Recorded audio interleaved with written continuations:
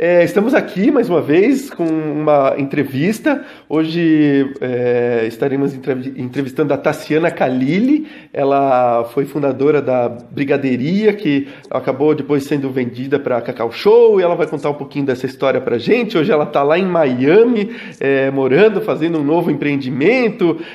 A gente vai ter um foco na nossa conversa aqui hoje sobre planejamento. Tá, então, apresentando a Tassiana. Tassiana, quem é a Tassiana? Como é que você se vê? É tão difícil a gente falar da gente, mas conta um pouquinho para nós. Antes de mais nada, é um prazer participar, é sempre bom trocar ideias e contar um pouquinho da história, né? Eu já escutei muitas histórias que me ajudaram, espero que a minha possa ajudar algumas pessoas também. Mas eu vim de uma família do interior de Minas e sempre tive grandes paixões assim por empreender. Eu acho que desde pequena a minha veia empreendedora ela já falava para os meus pais, até para mim mesma, e sem um pouco eu entender ainda como é que tudo isso poderia virar alguma coisa que eu pudesse fazer no futuro, né? Mas nós saímos de Minas e morei em São Paulo uns 10 anos, mais ou menos. E nesse período foi quando eu me formei em administração de empresas.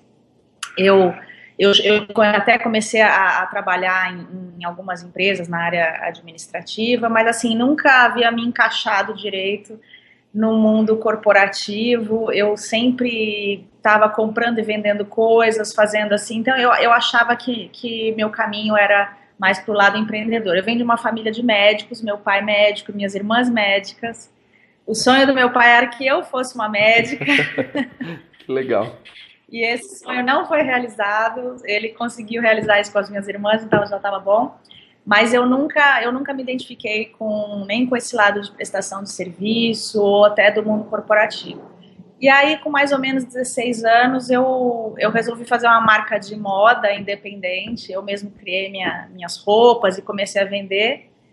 E dos 16 aos 18, eu me encaixei nesse mundo, assim. Eu realmente, com 18 foi quando eu entrei em administração, mas eu já gostava muito do mundo de moda, era uma coisa que me interessava.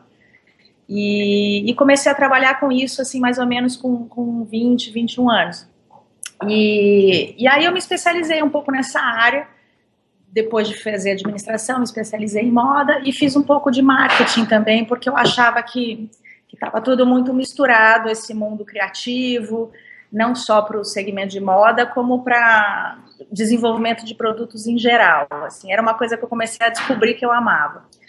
Mas aí eu tinha recém-casado, com 22 anos de idade, e tive 3 filhos, então tudo isso acabou não atrapalhando, mas mudando um pouco o rumo das coisas para mim, principalmente nessa fase que eu considero muito fértil assim, para o jovem, né? Entre os 20 e 30 anos, a gente vê assim a hora que as pessoas realmente estão querendo fazer as coisas e tem um pouco mais de energia para arriscar mais, talvez.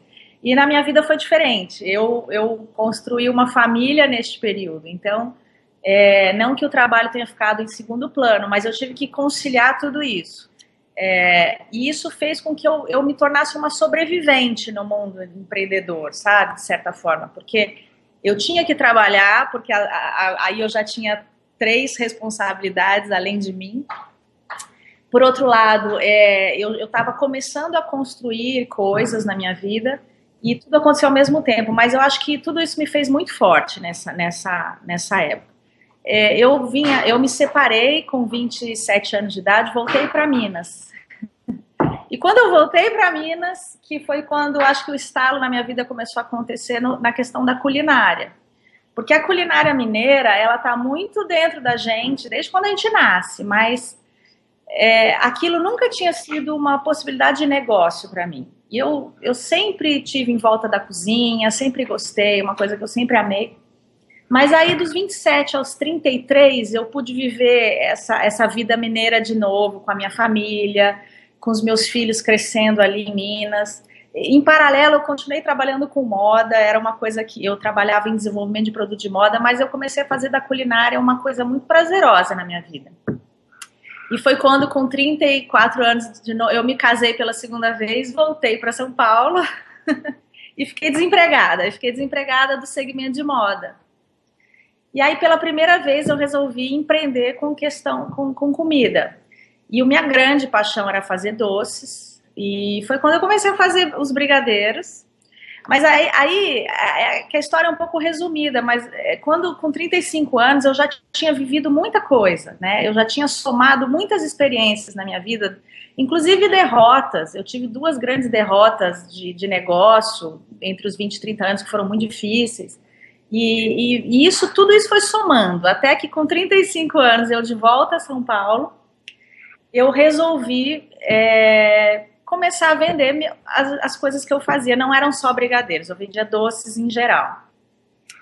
Então foi toda essa soma. Quer dizer que você foi uma empreendedora por necessidade. Você estava desempregada e você já tinha vivido aquelas outras derrotas, né, que você chamou assim, quer dizer, você foi resiliente nesse sentido, porque acabou precisando superar esse trauma, vamos chamar assim, né, que pode ter sido um trauma. Foi um trauma ou foi um aprendizado? O lado bom de eu ter sido jovem, de eu ter vivido tudo isso jovem, é que eu não conseguia encarar isso como uma grande derrota, sabe? Eu achava que eu ainda tinha muito tempo para fazer muita coisa, e realmente tinha. Então, essas experiências quando acontecem quando a gente é um pouco mais jovem, eu te confesso que me deixaram um pouco mais tranquila, porque eu olhava o meu futuro e eu falava, gente, eu sou muito nova, eu posso fazer muita coisa ainda. Né? E isso fez com que essas experiências ruins se tornassem boas. Eu sempre olho para trás e falo, eu não seria a pessoa que eu sou hoje se não tivesse acontecido tudo isso na minha vida. Inclusive ter sido mãe jovem, ter me separado, ter me casado de novo, ter tido 2 negócios que não deram certo e que me fizeram recomeçar do zero financeiramente, literalmente. Tudo isso muito jovem. Isso foi um aprendizado para você, se tornou parte de um aprendizado. E talvez fique para os ouvintes aí que estão assistindo um dos principais pontos aí da nossa conversa, que não desistir uma pedra no caminho, aí, situação de dificuldade que foi enfrentado. Olha, de jeito nenhum. Para mim não existe maior escola do que a escola que a vida me deu na dificuldade para eu ser metade do que eu sou hoje, vamos dizer que essa dificuldade construiu metade da Tassiana que é hoje, que vai ser no futuro, né? Certeza absoluta que eu tirei muito proveito de tudo que aconteceu. Não é fácil, não é fácil.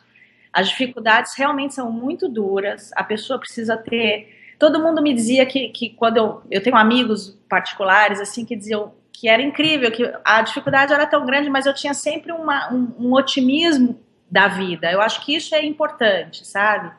Que você tem que estar sempre olhando o lado bom para poder superar, porque não é fácil, as dificuldades não são fáceis. E assim, isso é uma coisa que depende só de nós, né? A gente olhar sempre o lado bom e ver que sempre vai ter uma saída, não necessariamente a saída que a gente gostaria, mas vai dar certo. Claro, um tempo depois, né, de vivenciar isso, agora, bastante tempo depois, é mais fácil de pensar dessa forma, mas talvez no momento não seja tão simples, né? A gente vivenciando aquele momento, né? Como ter uma estratégia para sair dessa dificuldade, né? É importante ter uma estratégia, se você puder compartilhar nesse sentido? Eu acho que existem vários casos, né? Mas principalmente nos meus casos, eu procurei, assim, ser o mais racional possível na dificuldade, porque quanto mais emoção a gente coloca, talvez é pior, né? Assim, a gente não consegue realmente olhar a coisa como ela é. Então, não adianta a gente ter ilusão, tem que olhar a situação exatamente o que ela é verdadeiramente, com muita razão, e buscar ajuda. Eu sempre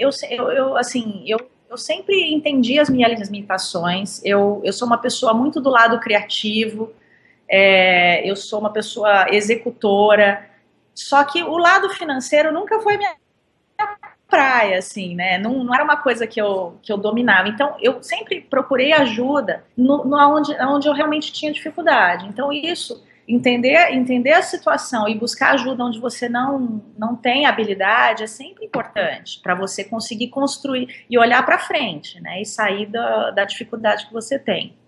E assim, pela experiência minha e de muitos outros empresários, as coisas passam, né? Elas, não é que elas ficam iguais, ou elas vão melhorar, elas vão piorar, mas igual elas não vão ficar. Legal essa visão.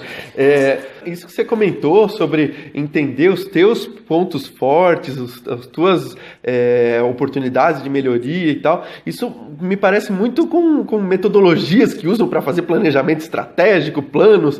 Você já vivenciou essa situação dentro de algum plano, alguma coisa nesse sentido, ou foi meio que naturalmente que você absorveu essa questão de entender, né, a necessidade de um financeiro, de alguém que ajude nessa área? Não, eu te digo que hoje, depois de ter passado tudo, eu planejo a minha vida empreendedora, até a minha vida pessoal, muito melhor do que antes. Realmente eu precisei passar por muitas dificuldades para entender que o planejamento ele é fundamental para a gente ter uma tranquilidade no futuro, seja ela pessoal, seja ela profissional, o que for. Mas é claro que eu precisei passar por muita coisa para poder entender isso com mais clareza. Eu não tive infelizmente, nenhuma instrução acadêmica nesse sentido, sabe? A minha instrução foi de vida mesmo. Mas este é o meu caso. Eu acho que os jovens hoje têm muito mais oportunidade, ainda mais com essa questão de cursos online, de coisas, de experiências, trocas, muito mais do que tinha há 20 anos atrás, que foi quando eu realmente precisei aprender com a vida, né? Mas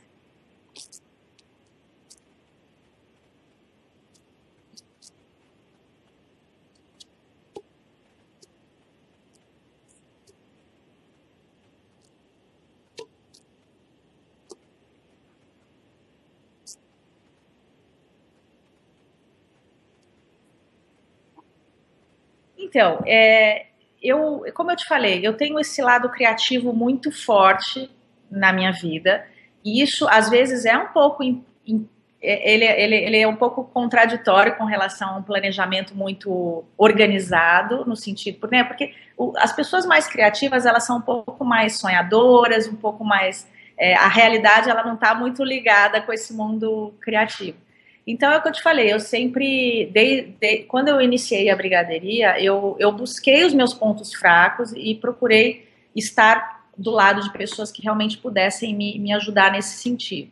E aí, dentro de cada habilidade, a gente tenta fazer um planejamento, cada um na sua área. Então, por exemplo, no caso da brigadeiria, te confesso que eu iniciei de uma forma muito intuitiva e de uma necessidade enorme que eu tinha, porque eu realmente estava desempregada. Mas rapidamente eu percebi que poderia se tornar um grande negócio. Então foi neste momento que eu iniciei um planejamento para o negócio, né? E foi quando o meu atual esposo, que naquela época tinha recém-casado, ele vinha do mercado financeiro, tinha muita experiência nessa área de planejar um negócio para ele ser maior do que ele é inicialmente, né? Porque eu comecei ele muito pequeno. E a gente juntos, nós fizemos um planejamento para a brigadeiria. Então as pessoas hoje me perguntam, mas o que ela tem de diferente, né? Por que de repente a brigadeiria foi um negócio de loja de brigadeiro, que nós vimos bastante no Brasil até depois desse caminho, né? Por que ela realmente foi para esse caminho de atrair uma empresa grande, né? Todo mundo me pergunta, como você atraiu a Cacau Show, né? É uma pergunta... eu acho que partiu de um planejamento, sabe? Porque desde o início, a brigadeiria, ela nasceu como um negócio pequeno, né? Nós começamos com uma loja no Marketplace, num shopping em São Paulo, mas só pelo fato de nós estarmos num shopping, já foi, é que as pessoas não percebiam naquela época, mas já foi um planejamento muito grande, porque a gente já entendia que a gente queria criar um novo segmento para o mercado de shopping, para o mix de shopping. Então, é que hoje, com o paro e corrido, né, que a gente fala, é fácil você imaginar, mas lá atrás, quando você ia num shopping, você não tinha loja de brigadeiro, né? Você tinha um café, você tinha uma sorveteria, você tinha uma doceria que vendia bolos, você tinha uma loja de sapato, mas uma loja de brigadeiro, você tinha loja de pão de queijo, né? Mas loja de brigadeiros você não tinha. Foi quando a gente enxergou que se os shoppings vissem que isso seria muito necessário para o mix de produto deles, o crescimento da rede seria incrível, porque todos os shoppings iam precisar ter uma loja de brigadeiro dentro do seu mix. Então, foi um grande planejamento, mas que começou muito pequeno, até por uma questão financeira. Mas já pensando no futuro, claro. Infelizmente, a gente não tinha um capital para sair abrindo 10 lojas. Mas o fato de estar com a primeira loja e com um conceito bem amarradinho para a loja de varejo, de shopping, foi um grande planejamento. E foi por isso que 2 anos depois, a Cacau Show adquiriu metade do negócio brigadeiria, porque ela viu esse potencial de crescimento de lojas dentro de shopping, que já era o know-how deles em outra categoria, né? Então, é claro que nós não construímos um negócio para ele, sabe, eu vejo que muitas pessoas que conversavam comigo diziam, mas vou fazer aqui, depois eu vejo se dá certo. Assim, hoje em dia, você já tem que pensar dali 5 anos, entendeu? Por mais que você comece pequeno, por mais que você não tenha dinheiro. Porque, senão, o meio do caminho vai ser muito doloroso. E talvez você não vai chegar onde você queira. Entende? Eu não tinha dinheiro para abrir uma rede de lojas quando eu abri a brigadeira. Um plano, né, consistente para pelo menos 5 anos, que seria um longo prazo já, né, para muita gente que às vezes não, né, tem dificuldade até para planejar 1 ano ou 1 mês, às vezes, né, é uma situação que é fundamental para o sucesso. Quer dizer, pensar lá na frente. Exatamente, isso... é para o sucesso. Depende do que você quer planejar. Se você quer ter um negócio duradouro, de sucesso, não tem como você pensar numa coisa, vou fazer e depois eu vejo como é que se vai dar certo. E eu vou te falar, capital não é um impedimento. Eu abri a brigadeiria, eu e meu esposo, nós abrimos com 60 mil reais. Para uma loja de shopping, quem sabe o que, né, o que é o custo disso? O que eu fiz para abrir com isso. Eu me lembro, eu não tinha móveis, era uma loja de sabonete, e o shopping virou para mim e falou assim, eu vou demolir essa loja daqui 6 meses, vou te dar aí para fazer um teste. Eu convenci a menina do comercial, foi uma loucura na época, e hoje ela é minha amiga, brigadeiria virou um case para ela e tal. Mas eu falei, olha, eu pego a loja do jeito que tá, eu transformei a loja de sabonete no que era a brigadeiria. Eu não Você aproveitou aqueles móveis. Eu tirei os móveis da minha casa, da casa da minha avó, guarda-roupa, eu não tinha dinheiro. Com 60 mil reais eu abri aquela loja. Mas isso é uma coisa que é importante que você está comentando, né? Antes de eu fazer essa pergunta, eu queria que você comentasse, vocês têm um planejamento, né? Você pôs num plano, até imaginou lá na frente como é que vai acontecer e tal, 5 anos na frente, mas existem fatores externos que às vezes impactam nesse plano. Acontece isso ou não acontece? E como é que faz para reagir a esses, para remediar, corrigir, né, o que esse fator pode estar impactando? Então, nós no varejo no Brasil, a gente sofre demais com sazonalidade, com crise financeira, com, né, falta de capacidade de consumo. O varejo, né? A gente tem vários outros segmentos, tal, mas o varejo ele sofre muito. Né, agora eu imagino que infelizmente está sofrendo, né, com a questão do baixo consumo das pessoas, mas tem coisas que você não consegue prever assim, né, tanto. Então, infelizmente, o varejista ele sofre muito com isso. Mas assim, com relação ao plano do negócio, o que a gente tentava fazer, é óbvio que a gente teve barreiras, tanto questões econômicas, que não dependiam de nós, né, como o próprio financiamento de um negócio, né, você fazer um negócio custa dinheiro, como é que você vai financiar isso? Então isso também pode ser uma barreira para o crescimento muito grande, né, muitas vezes a pessoa pode ter um plano ótimo, mas infelizmente não tem o capital suficiente para tocar aquilo, né, e é o que eu digo, assim, a gente sempre tentou ter esse plano lá na frente, mas muito com o pé no chão, nas condições que a gente conseguiria, custos super enxutos, né, as questões de custo, assim, muito controladas, e por isso que isso realmente não é uma área, mas é a área do Cláudio que ele cuida, assim, brilhantemente bem, assim, de ter essa questão dos custos bem controlados, e a gente sempre buscava dar um passo muito planejado, porque de repente se a gente entrasse num financiamento e vem uma crise dessa, você não está preparado, né? Claro, as contas continuam vindo, né? Talvez fique mais uma dica aí na nossa entrevista, achar uma pessoa que faça um financeiro consciente, planejado, pensando, né, em aproveitar os recursos que tem, né? É muito fundamental que o seu plano ele esteja muito adequado com a sua capacidade financeira e ele esteja esperando o pior cenário, inclusive um cenário que você não depende de você, né? Que é infelizmente, o que a gente está passando hoje, que é um cenário que o varejista não podia prever nesse grau de... Claro. Há 5 anos atrás não tinha como ter essa ideia. E nesse plano se colocam metas também? São importantes as metas? Olha, a gente tentava, no caso das metas, a gente tentava fazer uma coisa anual, né? Até porque para que elas sejam atingidas e revistas, né? Porque as coisas mudam muito rápido, né? Então, aí não era uma coisa que a gente fazia a tão longo prazo, mas a cada ano a gente realmente deixava muito claras as metas que a gente queria atingir naquele ano, compartilhava isso com as pessoas que estavam juntos com a gente e que precisavam construir aquilo junto com a gente o tempo todo, e se precisassem ser mudadas no meio do caminho, elas tinham que ser mudadas, não é que é uma coisa, né, super fechada, porque realmente o mundo tá É sempre. Mas em termos de meta, o que vocês preferiam? Ou o que você acha hoje, na tua opinião? Uma meta mais desafiadora, difícil de atingir, ou uma meta factível que, né, às vezes a gente já começa pensando que é fácil?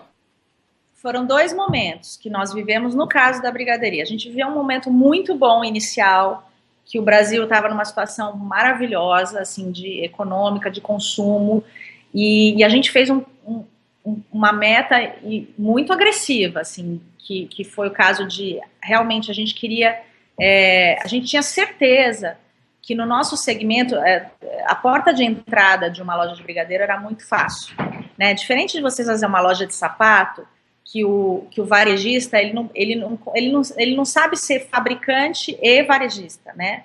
O cara, para vender sapato, ele precisa ter uma fábrica de sapato. Diferente de uma loja de brigadeiro. A pessoa, para ter uma loja de brigadeiro, ela pode fazer o seu brigadeiro. Então, a porta de entrada deste nosso negócio é muito mais fácil do que de uma loja de sapato.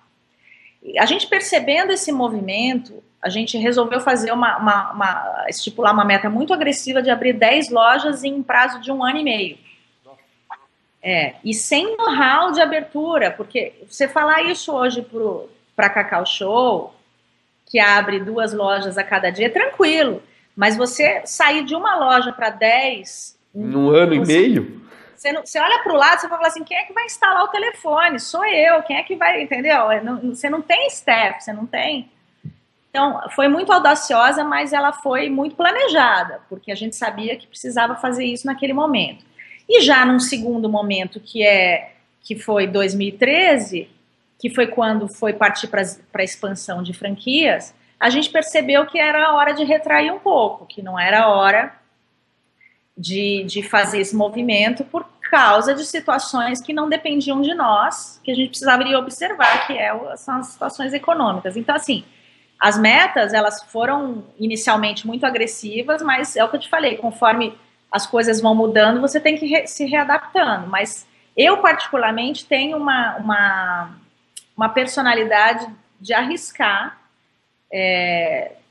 só que sempre hoje eu tenho o meu marido financeiro, se não fosse ele, seria alguém financeiro, sempre pergunta, sabe, consultando. Eu sei que eu não faria mais nada sozinha, tomaria nenhuma decisão sem consultar e sem planejar com o lado financeiro junto, de jeito nenhum. Essa sociedade se complementa, né? Acaba sendo fundamental. Talvez toda essa parte criativa, inovadora que você tem ali, com certeza, né? Focado em números, regrinhas de 3 ali, aqueles cálculos, não consegue ter também.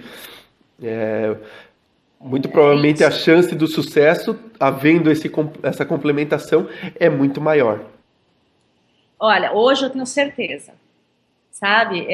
Hoje eu tenho certeza que as chances das coisas darem certo, quando você tem um time que se completa, vai ser incrível, porque muitas vezes as pessoas fazem uma sociedade e as pessoas são muito parecidas. Então, por exemplo, né, é um criativo com criativo, é um financeiro com financeiro.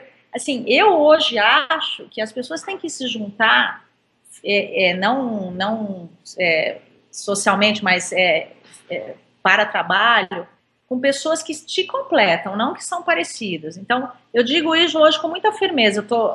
Como você falou no início, nós vamos iniciar um empreendimento, começar a empreender aqui, e a primeira coisa, assim, eu quero pessoas junto comigo que vão completar, sabe? Então, a gente identifica quais são as nossas deficiências, a minha, o próprio Cláudio, e o que está faltando para que esse time seja perfeito para seguir e fazer um plano legal, entendeu? Um plano duradouro, um plano com menos... Não é que a gente não vai errar, a gente vai cometer erros, sem dúvida, toda que a gente hoje tem a maturidade de saber das nossas deficiências e ter pessoas junto com a gente que vão completar e fazer um time quase que perfeito, assim, né? A gente vai buscar errar o mínimo possível.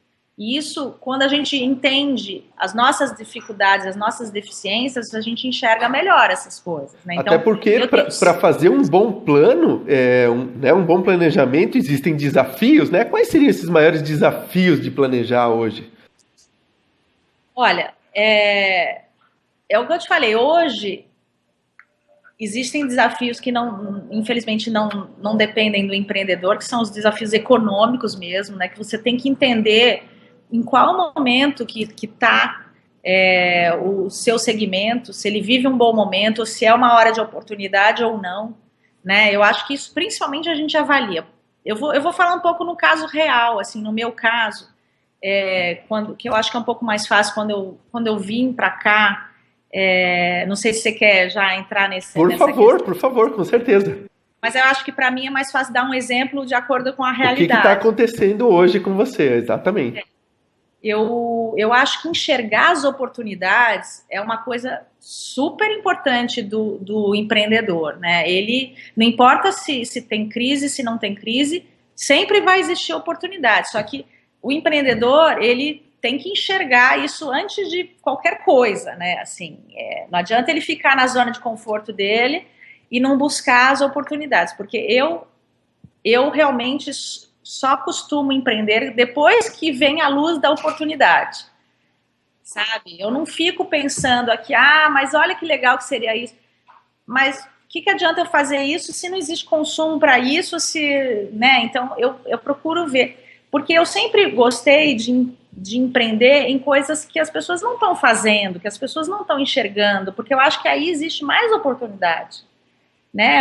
Eu adoro você fazer coisas novas, porque senão eu vou abrir uma franquia, né? Aí que não deixa de ser empreendedor, que também eu acho super bom, mas ele não está gerando uma nova oportunidade, ele está simplesmente empreendendo num negócio que já existe, o que não é ruim, o que é muito bom.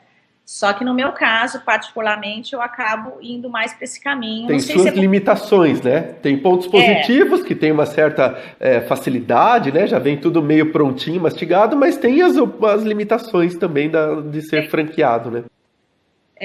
E no meu caso, assim, quando nós viemos para cá, eu enxerguei uma enorme possibilidade nesse mercado. Eu te confesso que eu não tinha interesse de ficar aqui por muito tempo, inicialmente. Mas eu vi uma oportunidade incrível nesse mundo, que é o meu mundo, que é um mundo de doces, que é muito carente no mercado americano, assim, é muito descuidado, eu até diria assim. Eles, conhecidamente, não têm assim, grandes grandes destaques na culinária internacional, mas principalmente na de doces, assim, é uma coisa que realmente tem assim, um mundo aberto, sabe? E quando eu enxerguei isso, é a mesma coisa assim, eu não conseguia dormir mais. Eu falava, gente, eu não posso olhar isso e não fazer nada. Eu não vou aguentar, vai ser, sabe, é mais forte do que você. Então, eu acho que quando existe a oportunidade, o empreendedor enxerga isso, eu acho que não consegue dormir. O empreendedor verdadeiro não dorme mais. Não, é verdade. Agora, você comentou uma coisa interessante, Tassiana. O que é mais importante? Você seguir o plano ou, ao enxergar uma oportunidade, abraçar nela, mesmo que ela esteja fora do plano? Né? E, Beth? Oi, tá me ouvindo?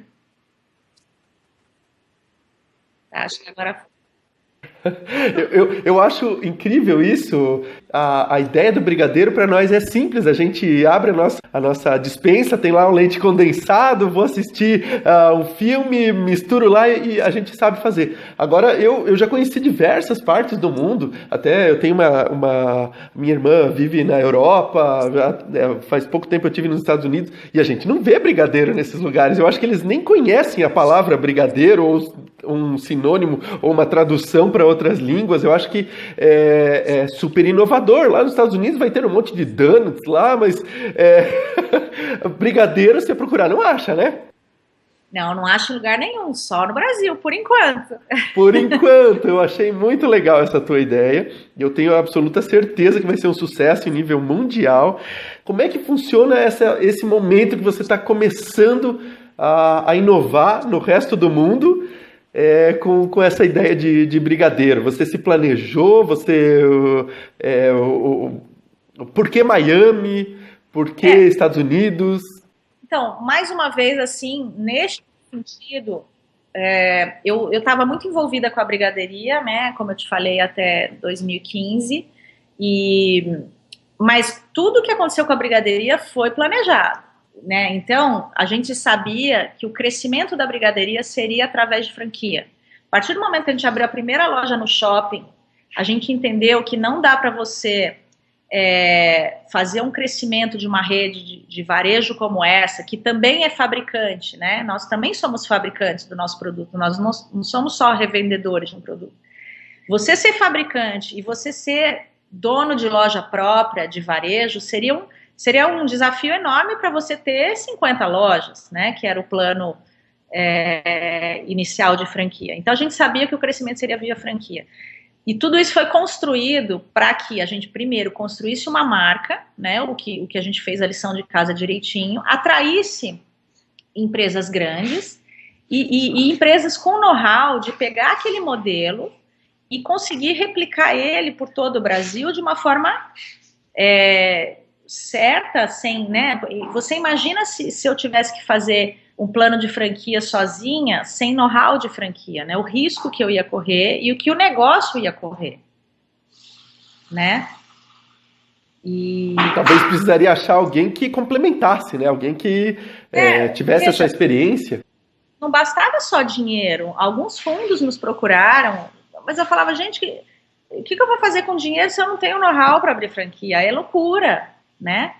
Eu preciso de gente, de pessoas que já tenham tido experiência. É aí que onde eu te falo, a gente, mais do que nunca, a gente precisa entender das nossas deficiências, sabe? E se juntar a pessoas que realmente vão completar.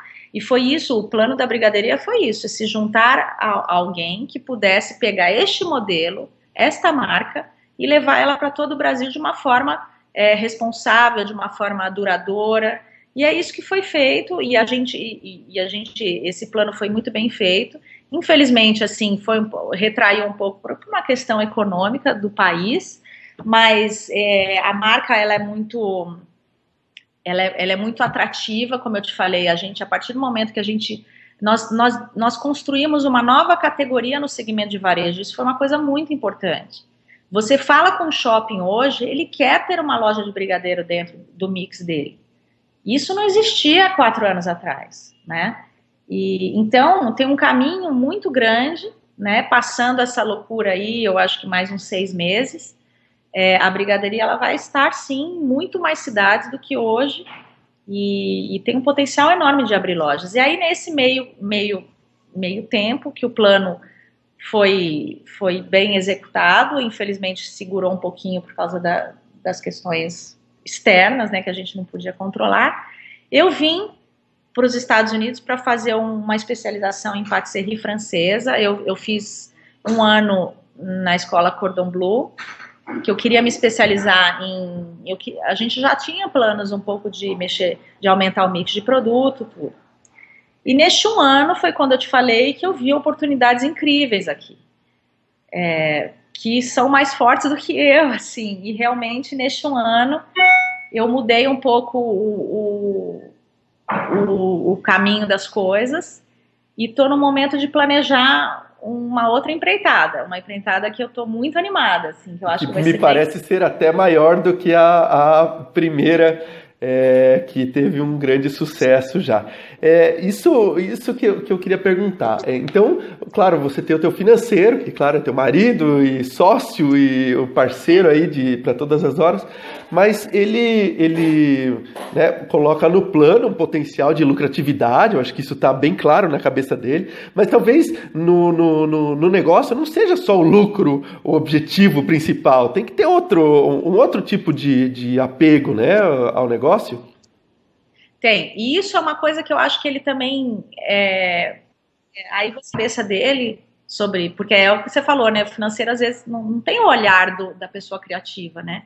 Então, que momento que nós estamos assim hoje, por exemplo, eu vou construir uma marca, né, novamente. Você construir uma marca num lugar que você não conhece, ou que você não tem a vivência cultural desse lugar, né, porque nós não nascemos aqui, ela é muito mais difícil, é muito mais desafiadora, né, e por isso eu praticamente voltei para a escola de novo, assim, eu fiquei um ano muito envolvida com esse mundo de construção de marca americana, de criação, porque isso é o que eu sei fazer. As pessoas falam, mas eu também sei cozinhar, eu também adoro tal, mas fez essa pergunta interessante da visão dele, porque quando a gente terminou o plano de negócio, a gente terminou faz uns 3 meses, e agora a gente está na fase de implantar ele, uma grande parte do lado financeiro é para construção de marca, né? E essa construção de marca na cabeça de um financeiro, ela é muito diferente do que na cabeça de um criador, né? Porque você não consegue ter palpável qual é o retorno que você vai ter disso, né? É diferente você falar, vou comprar por 1, vou vender por 2, tá bom. Mas não, a construção de marca que a gente vai fazer num mercado que a gente não conhece, ela é muito diferente no Brasil.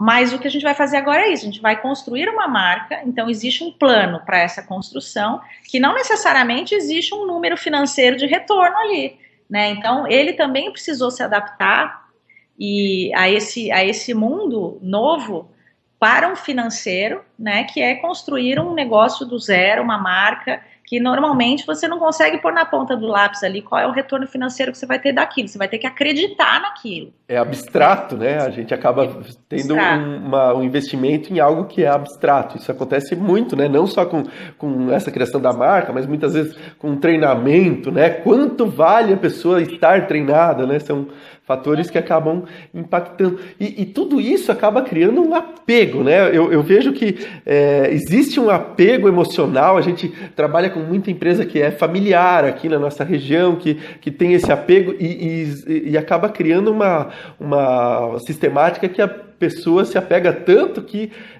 eu fico até curioso para saber como que foi aquele momento que você vendeu parte das ações da empresa. Como é que foi isso daí?